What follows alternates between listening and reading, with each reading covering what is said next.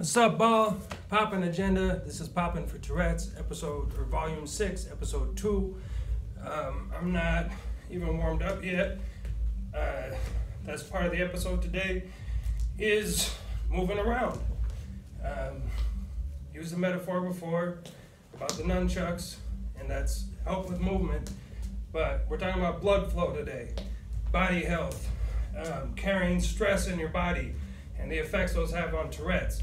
And the importance of pushing the issue and not concerning yourself with others to the point of where you're going to allow yourself to get hurt, so others don't feel awkward or uncomfortable or something because you're just moving around. You're not even touching them, or you're just moving around. We all know that the biggest portrayal of Tourette's is coprolalia, where you swear and say inappropriate things. There's things but there's also movement. There's other sounds. There's many different forms of Tourette's. Everybody's Tourette's is unique. But today let's talk about some of the positive aspects of it. And it's hard to imagine sometimes that there are upsides to this condition. One thing we all know, and if you don't, now you know, people with Tourette's in general, kids, usually have higher than average intelligence. We got all this extra dopamine. It gives us quicker reflexes. You know, we're always moving around and making sounds, right? That's good for your body. That's good for your vocal cords. It's also hurtful if it's too much, right? So one of the most dangerous things for me is static damage, right? Is when I need to let the stress out of my body, out of my neck, out of my shoulders, out of my throat, out of my head, and I have to be, because people are saying, stand still, laddie. Go listen to Pink Floyd, another brick in the wall. But you got Tourette's, push the issue, and to heck with what other people would think. It's very likely, sorry to say, I didn't know this. I'm still learning. I'm about to turn 31. I'm still learning about my own condition and how to live with it in this society in America. And I'm sure it's different all over the world. The way people respond, the way the state responds, the government, your friends, your family, is going to be culturally different. So I got to talk about Denver, Colorado, and what the experience is for me. For one, if I keep moving, it's going to keep my blood flowing, it's going to keep my injuries healing, and it's going to help me relieve the stress that builds up and makes my Tourette's so much worse. So if I'm holding in my tics and not advocating for myself and not speaking my truth and not putting my truth forward, it's going to catch up the stress because the world around me isn't going to see it, right? You look at me right now, right? I'm sexy. Hey, I'm just like a looking dude. You know what I mean? You can't see my Tourette's, but I can't hide it either, right? Freud has a quote, something, I think it was Freud, might have been some other psychologist, that what your lips conceal, your finger might give away. You can't hide anything. You can't lie to people. The truth always surfaces. This is what I believe. So, if you're going to get isolated for speaking your truth or for advocating your truth or living your truth, you're going to get isolated for faking it. You know what I mean? If we're going back to middle school when I used to not tell anybody that I had Tourette's, and I'd minimize my tics, only my closest friends knew. And they were, in middle school, they were cool. For me, it was easier as a kid, socially. I had more social acceptance as a youth, and I had some, pretty unacceptable things happen to me around my Tourette's, but people were more cool with it. As an adult, people are more squeamish. They're prude. They're looking down their nose at you. And what's crazy about this condition is it's a disability. There's this myth that and I call it a myth.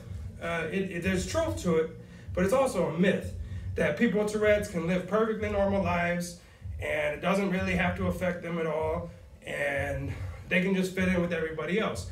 Bullshit. And I said shit because that's part of the issue too. All right, I don't have coprolalia, but I will speak up for those who do. And I don't respect Tourette's Without Regrets, the show, because they just want to be offensive and they don't advocate for Tourette syndrome, but they are advocating for acceptance of different and offensive presentations.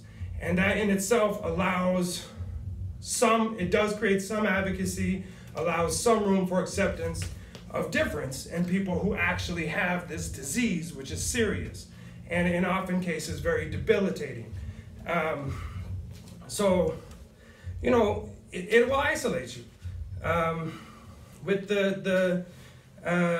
just accepting offense and things, it's part of our struggle.